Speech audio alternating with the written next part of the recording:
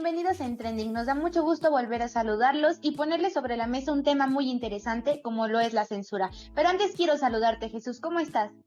Hola Hasi, ¿qué tal? Un gusto saludarte. Como bien mencionas, el día de hoy vamos a tocar un tema muy interesante que es la censura y como hemos estado viendo estas últimas semanas ha estado ahí en tendencia porque no se ha terminado desde que se dio este bloqueo de las cuentas de Twitter y Facebook de Donald Trump. Ahora lo vemos también con algunos bloqueos en las cuentas en Twitter México y sin duda es un tema al que hay que poner especial atención porque así como lo vemos un poco lejos, pues lo podemos también vivir en nuestras propias redes, ya sea ejerciéndolo o también siendo parte del problema. Así es, y también ha estado en tendencia a partir de lo que mencionó Ricardo Monreal sobre la regulación, ¿no?, de las redes sociales por parte del Estado. Pero bueno, es un tema que tendremos que ir desarrollando y entendiendo un poco porque al final de cuentas habla de mucha polarización y obviamente de la libertad de expresión. ¿Te parece que mientras vayamos a ver en un minuto qué es la censura? Vamos a verlo. Silenciar a alguien, reprimir su opinión, evitar que manifieste sus ideales, exprese su sentir o limitar su libertad de expresión. Estos son actos de censura. La censura es un término que se utiliza para nombrar al juicio que se ejerce sobre una persona, obra, contenido o creación, donde se interviene por razones dogmáticas, morales, políticas, ideológicas, religiosas o de otro tipo, para prohibir o limitar su expresión. Por ejemplo, cuando un gobierno impide la difusión de información contraria a sus intereses, eliminar algún fragmento de una película, una serie o de un libro por considerarse obsceno, contrario a la moral o políticamente incorrecto, cuando se manipula la ley para decir lo que es bueno y lo que es malo, incluso cuando nosotros mismos nos autocensuramos, renunciando a nuestra libertad de expresión por temor a las consecuencias. Todo esto es censura, y es tan antigua como la sociedad misma.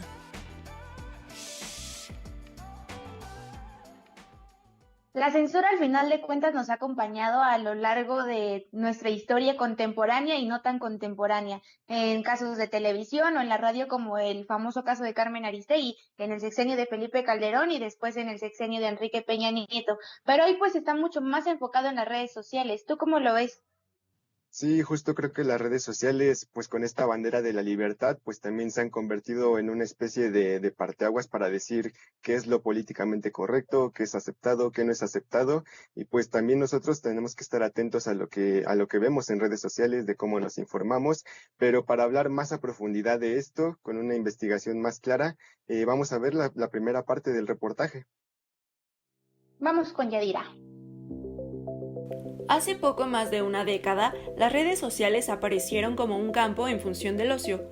Pronto se convirtieron en el principal núcleo de interacción social y del flujo de información. La principal atracción de estas había sido la libertad que otorgaban a los usuarios para expresarse. Con el tiempo, las políticas de privacidad transformaron estos sitios poniendo a discusión lo que debe ser considerado censura o no. Y hoy en día, con el terreno precisamente fértil de las redes sociodigitales, pues no solamente la censura se ejerce por el poder político o el poder económico, sino también, repito, por el poder social, que básicamente ese es el fenómeno actual que se está desarrollando no solamente en México, sino en todas partes del mundo, porque es pues muy novedoso, en el cual la sociedad hace presión para que las personas se callen. Recientemente se dieron un par de casos en Twitter relacionados con el exmandatario Donald Trump y el presidente López Obrador, que dividieron las opiniones de los usuarios de esta red al poner en duda la efectividad de sus políticas. Creo que el parteaguas se da cuando censuran la cuenta de Donald Trump hace 3 semanas. Y este es, yo creo que un antes y después de las redes sociales.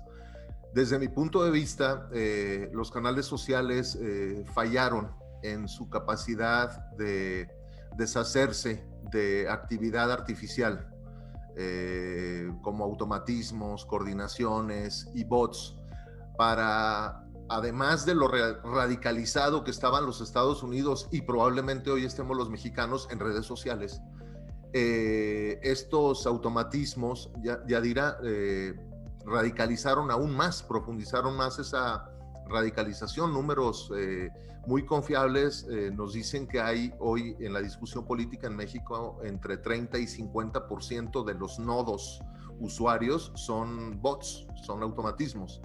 De manera que primero estos radicalismos producen mucha violencia verbal que de repente desencadena en eventos ya de violencia física como el del Capitolio, ¿no? Entonces, ¿por qué llegamos a ese extremo? Desde mi punto de vista, Twitter, Facebook, quienes censuraron la cuenta se equivocaron, hicieron como lo peor que pudieron hacer, tal vez no como medio, pero sí como un lugar donde convergen la capacidad de opinar. En México, Twitter dio de baja cuentas afines a AMLO, ocasionando una controversia similar a la sucedida con los seguidores y opositores de Trump. Sin embargo, los expertos aseguran que en su mayoría se trata de cuentas automatizadas cuyo único fin es generar discrepancias. Pues Twitter de lo que vive es de la cantidad de interacción, porque ellos venden publicidad.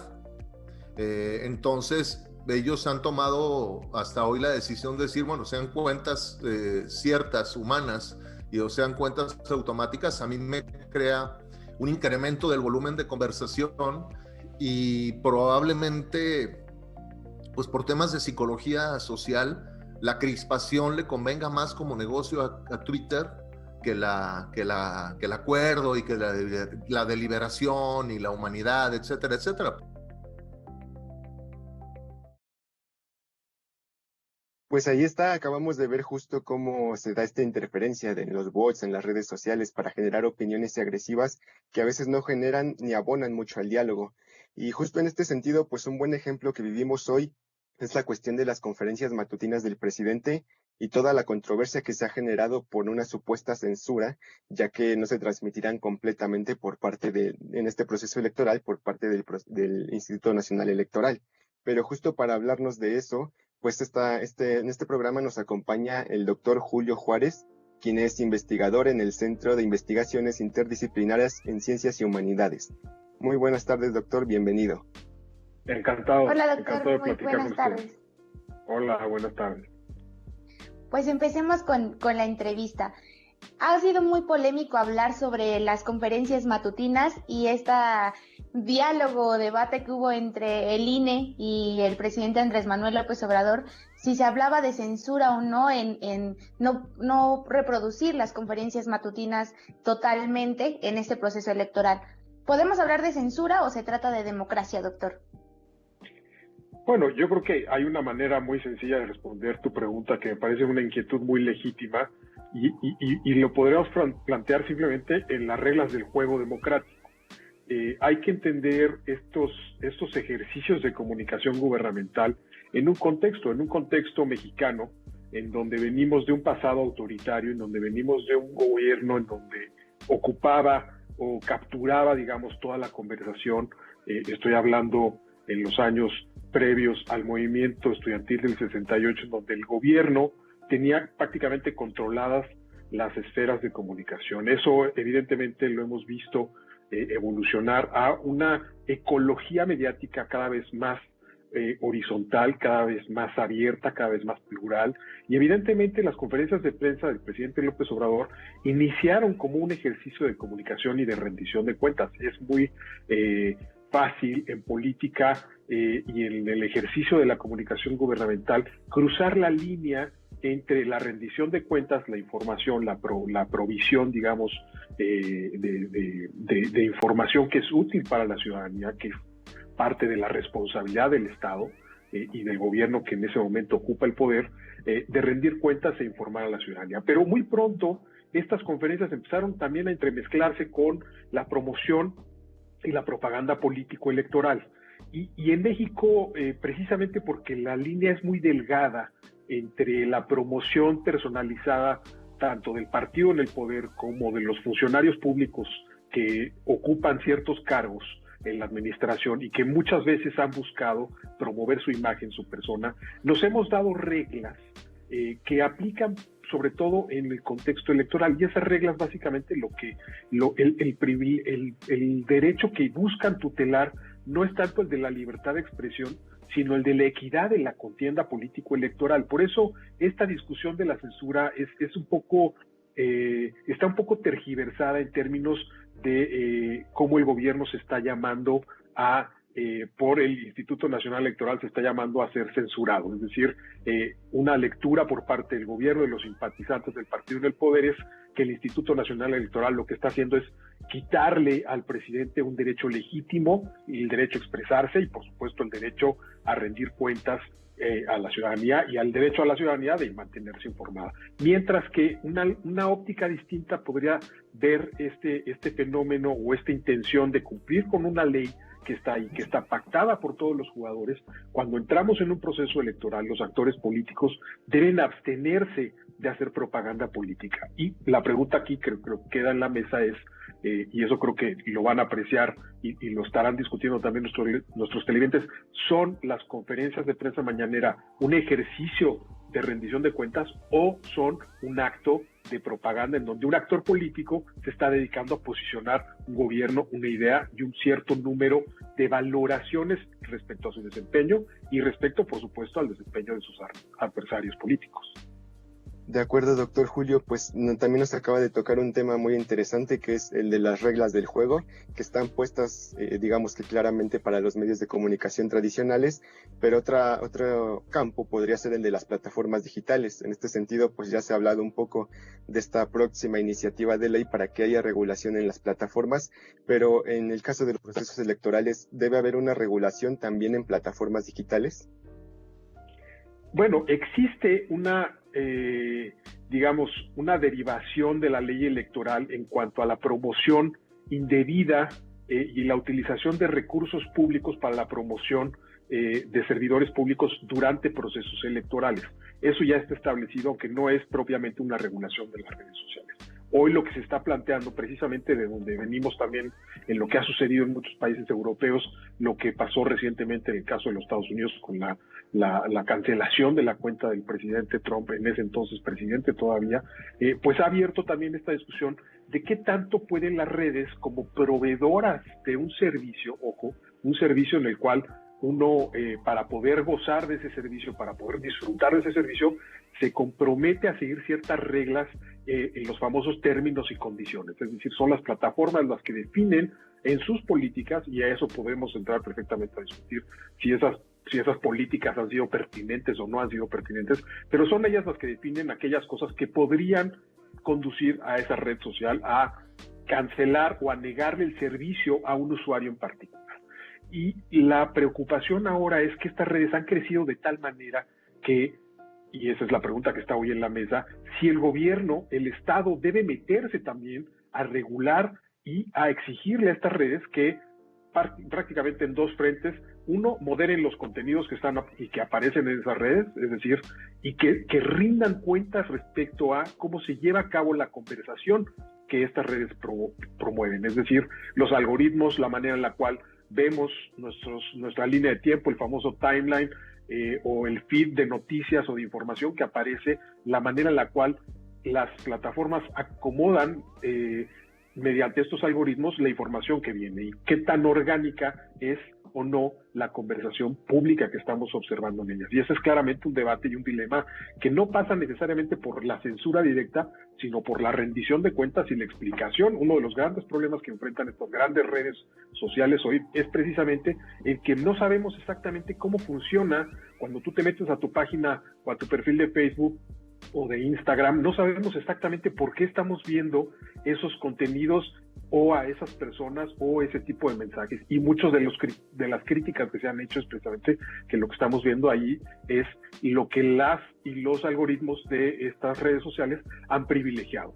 Es la estridencia, la confrontación, muchas veces la violencia, los famosos clickbaits, que son estas pequeñas trampas para que tú vayas y des clics a una noticia escandalosa que no necesariamente está curada, que no necesariamente proviene de un sitio que ofrece información veraz, simplemente pensando y privilegiando el aspecto comercial de la red. Y ese es indudablemente uno de los temas que estamos enfrentando hoy en día.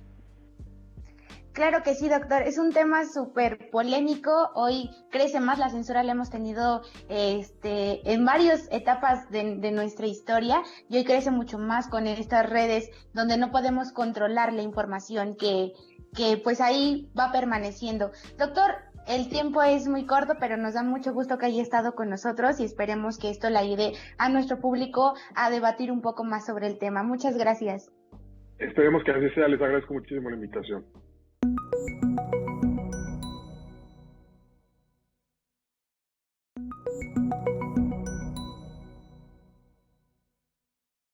Pues ya estamos de regreso aquí en Trending, listos para continuar hablando del tema de hoy, la censura, y ya hemos hablado casi de algunas características, pero nos faltan todavía otras por conocer. Así es, hablemos sobre las políticas de privacidad de estas nuevas redes en la segunda parte del reportaje con Yadira. Las políticas de privacidad recaban datos personales como nuestra ubicación exacta, el dispositivo móvil desde el cual nos conectamos, teléfono, contactos, correo electrónico, dirección, con quienes interactuamos, lo que leemos y lo que nos gusta para crear algoritmos afines a nuestros intereses y administrarlos para su propio marketing. Pero, ¿quiénes regulan las políticas de privacidad y el uso de nuestros datos en las redes sociales? Estas empresas no son transparentes en políticas precisamente de sanciones en contra de los usuarios. Ese tipo de cosas a veces son tan efímeras y también tan incomprensibles de las redes sociodigitales y que te dicen, bueno, yo voy a censurar el tema de los spam, pero adviertes, ¿qué criterio hay para qué consideras spam? ¿O qué consideras discurso de odio? ¿O qué consideras discurso discriminatorio? ¿O qué consideras incitar a la violencia? ¿Dónde queda eso? No lo sabemos. Solamente ellos lo saben y solamente te ponen el cintillo, esta persona está suspendida porque violó la normatividad en materia de spam, en materia precisamente de cuestiones de exceso de libertad de expresión, etcétera. Hacer esto creo que es una simpleza, decir que porque son una empresa privada, pues tienen sus términos y condiciones y se reservan de alguna manera el derecho de admisión. Creo que justamente este es el tema hacia donde debemos de dirigir la discusión y decir qué son para el Estado, qué son para la sociedad las redes sociales y no para invitar al Estado a que la censure.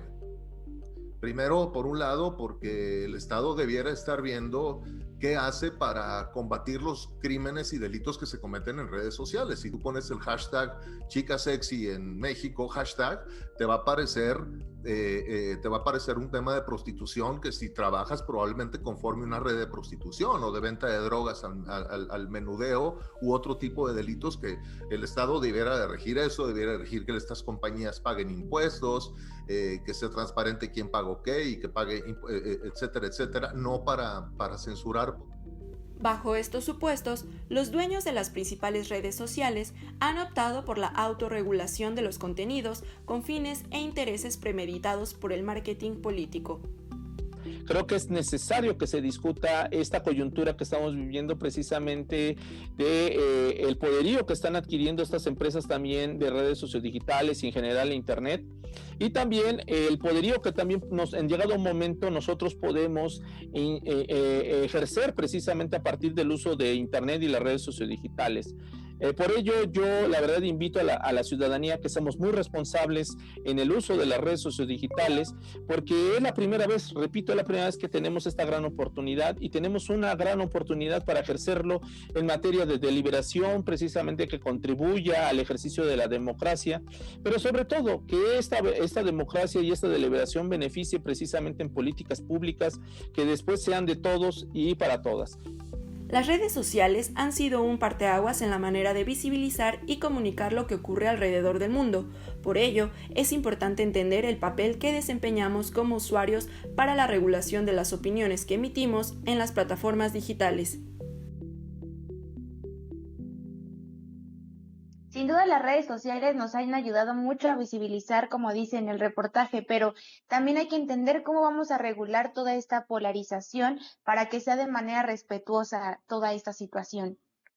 De acuerdo, creo que una de las formas que ahora tenemos para defendernos, pues es también en la cuestión de los medios llamados tradicionales. Un ejemplo es la televisión, que hoy en día pues cuenta con esta figura del defensor de las audiencias. Y pues bueno, Hasi, ¿qué te parece si para conocer más vamos a ver esta nota que Nadia nos preparó? Vamos a verla. En el 2015, la periodista Carmen Aristegui fue despedida de MBS. Sus radioescuchas consideraron que se había violentado el derecho a la información y a recibir contenidos veraces. Para defender y proteger el derecho de los espectadores de los medios de comunicación electrónicos e impresos, existe la figura del defensor de las audiencias, que se instauró en el artículo 6 de la Constitución y en la Ley Federal de Telecomunicaciones y Radiodifusión en el 2014. Este ombudsman vigila que los contenidos reflejen un pluralismo ideológico, político, social, cultural y lingüístico, además de distinguir la información noticiosa de la opinión, el derecho de réplica y la libertad de expresión. Cuando esto no se cumple, entra en función. Lo que hace el defensor es recibir estas quejas, procesarlas, gestionarlas ante el medio, busca una respuesta, una comprensión de por qué fueron omisos o irresponsables, si fuera el caso. El medio de comunicación busca obtener una respuesta, pero sobre todo reparar el daño que se ha generado a las audiencias por este tipo de contenidos. Existen dos formas de trabajo. La primera es hacer que el medio repare directamente el daño a la persona que ha emitido una queja, o bien el defensor elabora una recomendación pública para que el medio de comunicación modifique el contenido. Esta es una figura que funciona en México desde el año 2007. De hecho, la primera defensora de las audiencias que tuvimos en México fue Gabriela Barkentin, periodista, ella muy reconocida, y lo hizo en Canal 22. Ya luego lanzó esta figura Radio Educación y el Instituto Mexicano de la Radio. Han sido sobre todo los medios públicos los que han tenido un compromiso importante con los derechos de las audiencias. Los defensores están obligados a proteger los datos personales de quienes presentan una queja, recomendación o comentarios. De acuerdo a la ley, la respuesta del medio debe presentarse en un plazo de 30 días. A ustedes, audiencias en Trending, aquello que no les guste de este programa, de la programación de TV UNAM, de Radio UNAM, de todos los medios que se consumen cotidianamente, ejerzan sus derechos y denuncien aquellos contenidos que son inapropiados, que están vulnerando desde su punto de vista derechos humanos, porque todos debemos contribuir a una mejor comunicación y por lo tanto a una sociedad en la que predomine la paz y la buena convivencia, el respeto hacia los demás. Así es, nosotros tenemos la última palabra y tenemos que hacer valer nuestros derechos y la libertad de expresión es uno de ellos. Exacto, como bien lo mencionas, pues ahora esta figura del defensor también es algo que podemos conocer más. Y bueno, no solamente la televisión y las redes han sido parte de la censura, también se ha dado en el cine. Pero, ¿qué te parece, Hasi, si vamos a ver lo siguiente que nos preparó Viri? Vamos a verlo. La prohibición de desnudos y contenido sexual, la eliminación de escenas con violencia o bien por motivos políticos o religiosos. La censura en el cine ha transitado por distintas etapas. Desde sus inicios, la producción cinematográfica enfrentó el peso ideológico de su época. Para principios del siglo XX ya existían compañías reguladoras de cine. En Asia y Europa, algunas cintas nunca vieron la luz por considerarse inmorales o provocadoras. En Estados Unidos, el controvertido Código Hays transitó sobre todas las producciones norteamericanas por más de 30 años, prohibiendo por completo escenas de desnudos, violencia y alcohol. Toda obra de arte que habla de la condición humana y de quiénes somos, obviamente toca puntos sensibles, ¿sí? Y bueno, pues en su momento hay muchos directores que han sido obligados a cambiar o a reducir, quita este diálogo, no pongas esta escena. La censura de una película se presenta cuando se oculta parte de su contenido, se cambia la traducción, no se permite su estreno o es retirada de las pantallas. Muchas son las cintas que han sido blanco de censura. A La Naranja Mecánica de Stanley Kubrick se le atribuyó haber inspirado crímenes reales, por lo que se retiró de algunas pantallas. Las escenas sexuales que retrató Marlon Brando en El Último Tango en París fueron motivo para que no se proyectara en al menos 5 países. Por su parte, La Última Tentación de Cristo causó polémica por la forma de retratar algunos pasajes bíblicos. A la lista se suman cintas como La Matanza de Texas, Holocausto Caníbal, El Exorcista, incluso filmes contemporáneos como El Código Da Vinci, 50 Sombras de Grey, Érase una vez en Hollywood, The Joker, entre muchas otras. La censura en lo sexual es una censura que ha dado sin duda los casos más interesantes, pero también está la censura política. Y esa es mucho más grave porque, pues bueno, dependiendo el sapo es la pedrada, dependiendo el régimen es la forma de censura. Y bueno, todos los directores han sufrido mayor o menor medida la censura, ¿no? Por temas como la pedofilia, por temas como la homosexualidad, por temas como el incesto. O sea, no, si ves películas de incesto, no juntas más de 20 o 30, o sea, no hay muchas. ¿Por qué? Pues porque son temas de los que no se habla. A pesar de los años, directores, actores y guionistas enfrentan la censura de manera distinta en una nueva era. En estos momentos la corrección política es la nueva censura. El que alguien pueda poner un comentario en redes sociales y eso implique que una serie se cancele o que un personaje se borre o que un ícono cultural, sea el quien sea, acabe finalmente cancelado por la nueva generación, esa es una nueva censura. Hoy la censura en el cine parece haber transitado hacia otra dimensión. La opinión pública es actualmente parte fundamental en el desarrollo del discurso cinematográfico. Pues ahí está, ya hemos terminado de ver esta nota acerca de la censura que también se ha dado en el cine. Hemos hecho un repaso por las redes sociales, por la televisión, pero pues sin duda el tema de la censura desafortunadamente es una problemática pasada y que desafortunadamente se puede seguir presentando, incluso en nuestras redes y círculos más cercanos. Así es, hoy tenemos un debate, ¿no? Muy enfocado en las redes sociales, pues no olvidemos que somos 4,000 millones de personas en el mundo conectados a todas estas redes, visibilizando y comunicarnos de otras nuevas formas. Pero el caso es aquí defender nuestra libertad de expresión y que el debate no solo se queda ahí, porque como dices, la censura existe en todos lados y no todo mundo también tenemos acceso a las redes sociales. Bueno, pues ese fue el tema de hoy. Esperemos verlos la próxima semana aquí en Trending.